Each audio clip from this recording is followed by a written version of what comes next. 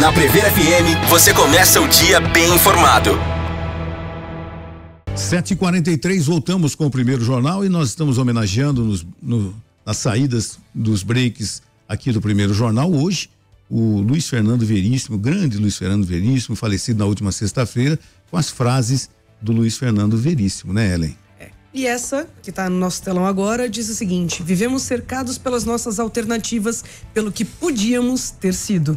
Verdade. E tem, às vezes, algumas pessoas, isso acompanha muitas pessoas a vida toda, né? Bom, mas o assunto aqui é segunda-feira, mexa-se com saúde. Depois de um longo e tenebroso inverno, ele está de volta aqui, doutor Rodrigo Gibim. Bom dia, doutor, como vai? Bom dia, Márcio, bom dia, Ellen. Nada melhor com o retorno, numa data especial e comemorativa para o exercício físico. Eu queria começar a minha fala já, antes, né, do mérito da data, com uma frase bastante interessante do Fábio Cury, que é: exercício físico, alimento para o corpo e para a alma, né? Então, pelo poder transformador nas vidas das pessoas, não só em corpos, em almas, em bem-estar, em qualidade de vida, hoje, 1º de setembro, fica a minha homenagem ao profissional de educação física, o dia comemorativo profissional dessa área, que tem essa capacidade de transformar-se em vidas. E eu vou fazer aqui minha breve homenagem para 3 pessoas especiais. Claro. Raíssa, que além de ter meu amor e admiração, tem um papel muito importante e significativo na minha vida. O Elivelton Gilbert, que é meu personal há 11 anos, e além de um grande amigo, se tornou um irmão.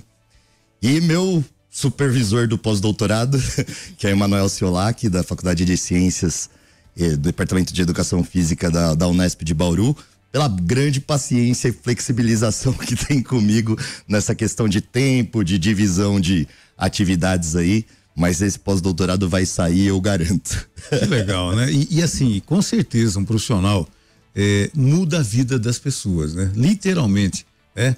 Você percebe as mudanças que um profissional desse quilate faz com que as pessoas melhorem a autoestima, inclusive, né, doutor? Com certeza. É um trabalho contínuo de melhora da qualidade de vida, não só pelas mudanças corporais, mas pela interação interpessoal, social, né? Pelas respostas físicas e cognitivas, né? Pela socialização. Então, com certeza tem esse poder transformador, motivacional, né? Eu admiro muito todos os profissionais relacionados à ciência do exercício físico, à ciência dos esportes. Que legal. Bom, nosso tema hoje é estratégias de emagrecimento, né? Eu acho que todo mundo, né? Ninguém quer ser, né? Todo mundo já tentou emagrecer uma vez. É verdade. E às vezes você acaba perdendo o limite no final de semana, toma uma cervejinha, come coisa que não deve e depois você olha no espelho e fala: gente, passei do ponto. E aí, quais são as técnicas de emagrecimento que realmente funcionam e que podem ser feitas? Bom, então vamos lá. Vamos começar pela sua pergunta nesse hiperagudo, né? Esse hiperagudo nunca é o problema. O problema não é digamos assim, esse escape do final de semana, né? Isso é social, isso muitas vezes é bem-vindo, né? É um extravasamento, é uma interação. É necessário. É necessário muitas vezes, né? Então, toda essa resposta, digamos assim, ao espelho, né? Por uma ingestão a mais, por beber a mais, que deu uma repercussão, às vezes até aparentemente em medidas, isso geralmente é retenção líquida, né? Não é gordura depositada. A gordura não se deposita assim de uma hora para outra. Então, toda a importância não é o que você fez no final de semana, é o que você fez até chegar nesse final de semana, né? E se não se manteve esse comportamento ao longo dos dias até chegar no final de semana. O problema não é entre o Natal e o Ano Novo, é entre o Ano Novo e o próximo Natal. Exatamente. É isso mesmo. Então, é basicamente isso, assim. O que seria uma estratégia para um emagrecimento sustentável? Eu acho que a grande questão é essa, né? É o emagrecimento sustentável. Porque perder peso, todo mundo consegue, com um pouquinho de dedicação. Não é difícil, né? Você para de comer, aumenta o seu gasto através do exercício físico, se dedica ali por um tempo e vai perder peso. Obviamente, vai perder. O grande problema é sustentar isso, né? Então, o que a gente sabe? O pilar realmente para um emagrecimento, em qualquer nível, é sim aquilo que a gente consegue manter linearmente. O que a gente consegue manter linearmente? Medicamento? Não, né? Medicamento vai arrumar uma coisa e estragar outra, ou vai ter uma ação dependente da utilização do medicamento. Uma base sólida, né, para um emagrecimento qualquer que seja, é ter essas mudanças de estilo de vida, tá? Muitas pessoas não querem fazer, mas essa pessoa não vai ter um emagrecimento sustentável. Né? Isso que a gente tem que ter em mente. Por que eu falo isso? Hoje a gente está vivendo uma grande revolução em relação ao aparecimento de drogas cada vez mais eficientes no controle do ganho de peso, ou até na perda de peso, né? E hoje a gente está vivendo o ápice disso com a tirzepatida, que é o famoso Mounjaro, né? Que se popularizou, e a gente tem a perspectiva de chegada, já está começando um uso clínico nos Estados Unidos, uma droga ainda mais potente, que é a retratutida, que possivelmente vai ser com aplicações mensais, com ganho ainda, uma perda ponderal mais ainda objetiva do que a tirzepatida, do que o Mounjaro, tá? O que a gente sabe em relação a todas essas drogas que são as, entre aspas, canetinhas emagrecedoras? Elas são eficientes para perda de peso, no sentido de um uso crônico, tá? Não é nunca num uso hiperagudo, um uso crônico, que é por volta, na maioria dos estudos, entre 60 a 72 semanas de uso, então não é pouco tempo, tá? São anos de uso. Ela pode chegar, por exemplo, na tirzepatida, que é a mais eficiente que a gente tem em mercado hoje em dia, em torno de 20% de perda de peso em relação ao peso corporal inicial, tá? Depois desse período.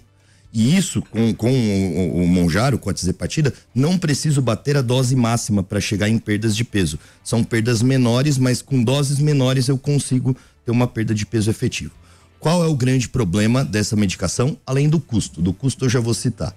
O grande problema é que depois de um ano suspendida a medicação, né, nas mais eficientes, então o Wegovy, que é a semaglutida, e a tirzepatida, que é o Mounjaro, eu tenho 50% de ganho de peso do peso perdido. Então, é lógico, é evidente. É matemática. É o que eu insisto quando o paciente quer a prescrição desse medicamento. Tá? Esse medicamento, para o paciente saudável, que não tem alterações metabólicas, apesar de estar com peso alterado, ele não gera benefício adicional nenhum, a não ser modulação de apetite. Então, o que ele faz? Ele incrementa a ação e tem uma ação hormonal direta nos nossos núcleos centrais de fome e apetite e faz o sujeito não comer. Então ele vai ficar dependente desse medicamento para sempre, o que é péssimo. Exatamente, por isso que não presta. Eu tava sentindo bullying já, porque parece que todo mundo que eu conheço tá usando essa porcaria. Esse que é o grande problema. Hipermedicalização da sociedade, né? Então a sociedade tá vivendo às custas de hipersuplementação, é o remédio para ligar, remédio para desligar, remédio para sorrir, remédio para dormir, para acordar, remédio para recuperar, remédio, suplemento fitoterápico. E hoje chega um absurdo social. A gente tem uma reportagem no Fantástico de toxicidade de vitamina. Nossa! É bizarro, né? Coisa louca. Hipermedicalização da sociedade. Então fica uma coisa assim: vou tomar um pouquinho para emagrecer 2 quilos. Os laboratórios agradecem, né? Exatamente, o laboratório Big Pharma, enriquecendo. Tá todo mundo muito feliz, né? Com esse tipo de conduta, mas é uma distorção surreal do que pode acontecer. O que a gente vai falar em termos de obesidade. Obesidade, né, por característica, a gente tinha uma classificação antiga que subdividia os indivíduos em graus pelo IMC, pelo índice de massa corporal, né? Que pega o peso e pega a altura e faz uma relação. Isso era insuficiente, não é adequado para obesidade. Por quê? Porque eu tenho aquele indivíduo que pode ter um peso maior pela massa muscular. E aí vai dar um IMC desproporcional, mas aquilo não é gordura. E eu posso ter aquele sujeito, que a gente chama, entre aspas, que é muito comum num público feminino, de falsa magra, né? Que é um peso normal com uma grande adiposidade, com uma pequena quantidade de massa muscular, né? Então, hoje, a classificação de obesidade mudou. Ela envolve outros parâmetros, por exemplo, que a gente usa na avaliação física em risco cardiovascular diária no consultório, quem mexe com exercício físico e mexe com emagrecimento. Índice cintura-quadril, né? Circunferência abdominal, métodos de composição corporal, então fazer o adipômetro, né? Fazer as medidas das pregas cutâneas ou uma bioimpedância para saber qual é a composição corporal do indivíduo. E nessa nova classificação, que foi agora, publicada em janeiro de 2025, ela considera a obesidade como doença crônica. A classificação anterior, ela considerava a obesidade como fator de risco para doenças. Então, fator de risco para doença cardiovascular, fator de risco para câncer, fator de risco para doença neurodegenerativa. Hoje a gente entende a obesidade como doença. E a obesidade é doença. Porque o sujeito ele tem um estado pró-inflamatório. Por isso que submete esse indivíduo a risco de doença cardiovascular, de câncer e outras doenças degenerativas. Ou seja, estão acontecendo processos de depósito ectópico, que a gente fala, onde não era para depositar gordura, e isso está acontecendo. Por isso que deposita no fígado, por isso que deposita no músculo, e isso vai gerando disfunção nos tecidos, tá? Então, ter esses depósitos de gordura onde não é para acontecer a gordura, além do subcutâneo, por exemplo, a gordura visceral, que a gente sabe que aumenta muito o risco cardiovascular, já seria um indicativo para ser mais agressivo no tratamento, por exemplo, com o medicamento, tá? Então, o medicamento é eficiente, mas o que a gente tem que entender? Se eu tô lidando com um obeso, obesidade grau 2, né? MC maior que 30. Não é ser gordinho. Pô, gordinho pode ser. Gordinho pode ser. O Jô Soares falou uma vez que não existe gordo feliz. Não existe gordo triste, na verdade. Né? Porque o gordo geralmente é feliz. Geralmente ele é gordo, triste quando ele emagrece. Né? Todo mundo fala, o Jô Soares perdeu a graça quando emagreceu. Aquele papel assim, né? Enfim. Mas o que a gente tem que entender? O limiar do obeso ou do gordinho saudável é muito baixo. Ele não tem muita reserva, tá? Ele pode ser metabolicamente saudável transitoriamente, mas ele é inflamado. Existe uma diferença ser gordinho e ser obeso, né? Gordinho é diferente. O gordinho seria um sobrepeso. O que seria o sobrepeso? O Márcio é gordinho? IMC por volta de 27, por exemplo. Mas um sobrepeso com doença associada, doença cardiovascular e tal, já justificaria eventualmente uma intervenção um pouquinho mais agressiva. Tá? O que a gente tem que considerar? Como eu tô falando da obesidade como doença crônica e que o medicamento mais eficiente, ele precisa de situação a longo prazo, se eu tô lidando com um obeso, obesidade grau 2, que seria o IMC mais que 30, ou grau 3 e IMC mais que 40, eu tenho que entender que o uso desse medicamento é ao longo da vida inteira do sujeito. Se a gente for falar da dose máxima do Monjaro, por exemplo, a gente tá falando de R$45 mil ano de investimento, tá? E isso possivelmente não vai ser incorporado pelo SUS. Qual a mensalidade de uma academia? Exato. Não é? 200. Fazendo um comparativo. O que a gente tem que considerar? Para tentar esse desmame ou essa não dependência, não dá para falar diretamente em dependência, né? É dependência na manutenção do peso. A gente precisa do pilar bem estruturado. Então o problema, a medicação é ótima. A medicação não é ruim. A medicação sempre veio para ajudar. Mas ela não pode ser o pilar. E Ribim, nós não temos histórico dos efeitos colaterais, né? Isso, também a longo prazo não. Aparentemente são medicamentos seguros, né? O grande problema é, se eu não tenho um pilar bem estruturado, em termos de intervenção nutricional e exercício físico, os colaterais vão ser inevitáveis. A gente vai ter uma geração de desnutrido, que aí sim vai ter... Até porque você deixa de fazer atividade física e fica dependente disso, Exatamente. Né? E aí a gente tem um grande problema que não é efeito da medicamento. A mídia tem trazido assim, os medicamentos perdem massa muscular. Não, ele não tem efeito catabólico nenhum no músculo, ele não faz perder músculo. O que faz perder músculo é não treinar, né?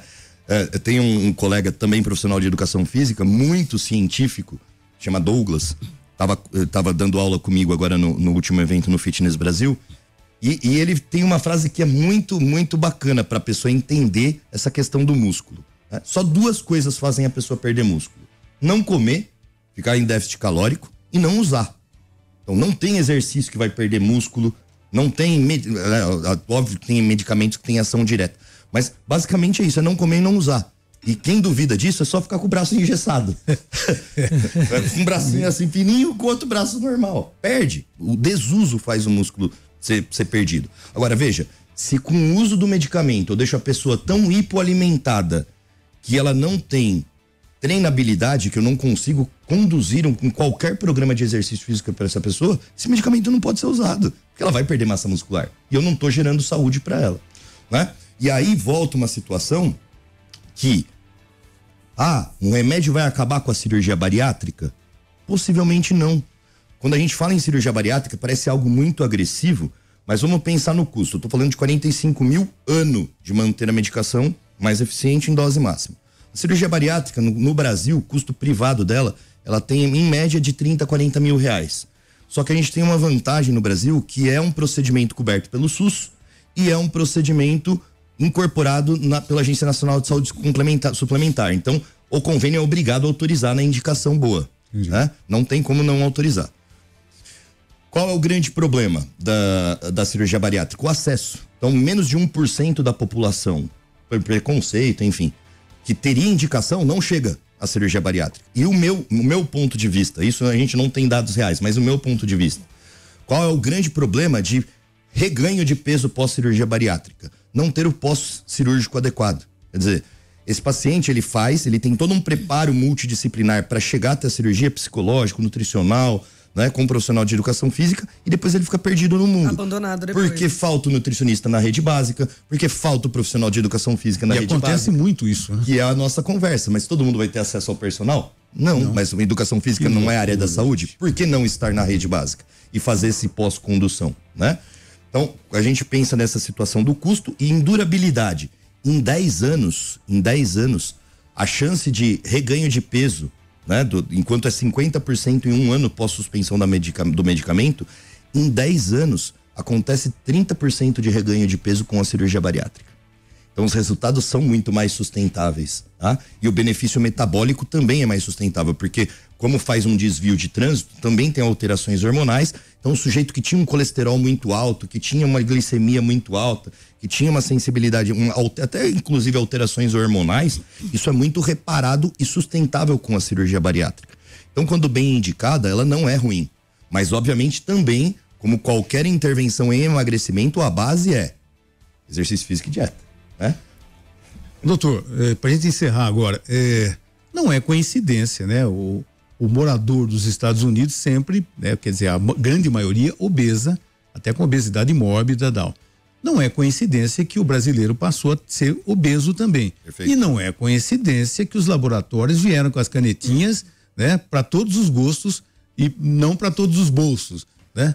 Não é coincidência isso. Com certeza não. É por isso que já tem o falsificado, para atender o gosto dessas pessoas. Na classificação nova de doença, isso é colocado também. A obesidade é tida como uma grande epidemia mundial.